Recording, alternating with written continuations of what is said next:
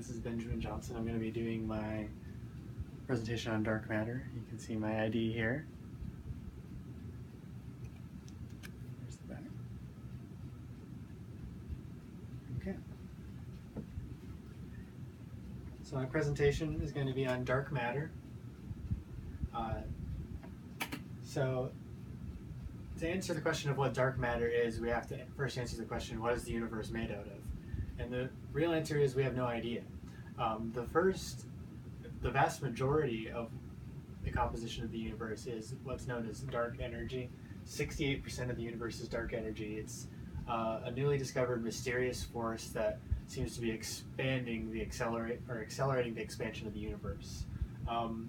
And so that leaves about 32% for matter.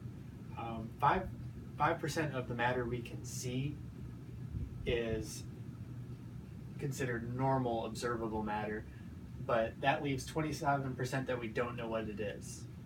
And that's where dark matter comes in. It's a mysterious type of matter that we know has to be there mathematically, but we can't see it, we can't observe it, or observe it using any of our current methods in science. So what is dark matter? Like I said, really we don't know. Due to our current understanding of the universe, matter should be 32%, while dark energy is 68%. The observable matter is only 5%, and dark matter is going to be the missing. It's not really missing in the sense that it's not there when it should be there. It's missing in the sense that we don't know where it is or what it is. So the nature of dark matter is not understood very well. So there's a couple theories about what dark matter could be. And it's the classic machos versus wimps. The machos are the strong ones. So machos stands for massive compact halo objects. So these are things like neutron stars, brown dwarfs, black holes. These sorts of things don't really emit any or much light, but they could have a strong gravitational effect and be composed of a lot of matter and mass. So a good idea of this theory is that they're extremely massive. They could easily account for it, but the problem is they only result from very rare phenomena in the universe, such as a supernova. Another competing theory is the WIMPs theory, which stands for weakly interacting massive particles.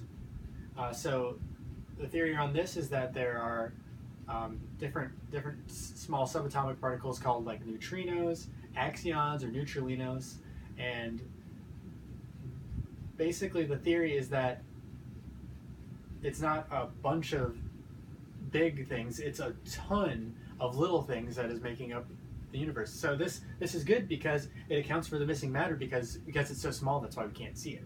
But the problem is that neutrinos have nearly no mass, so it would take a lot of them to make up the missing matter in the universe. And axions and neutralinos, we haven't even proven that they exist.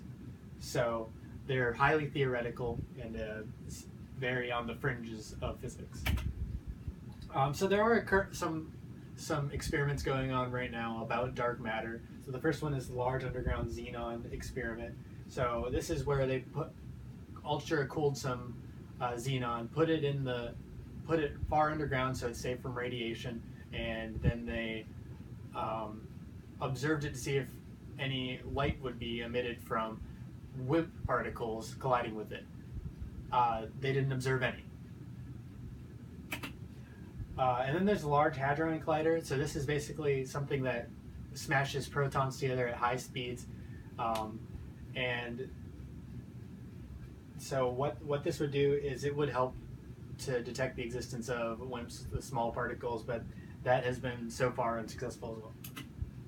So where are we? And it's really, we're back to square one. There are a lot of proposed theories, but they have serious issues. There's a lack of experimental evidence, and there's a lack of observable evidence. So what is dark matter? I hope you weren't hoping you weren't wanting to learn anything from this presentation, because we really have no idea. And that is because we can't observe it and we don't know what it is. Anyway, that is my presentation. Thank you for listening.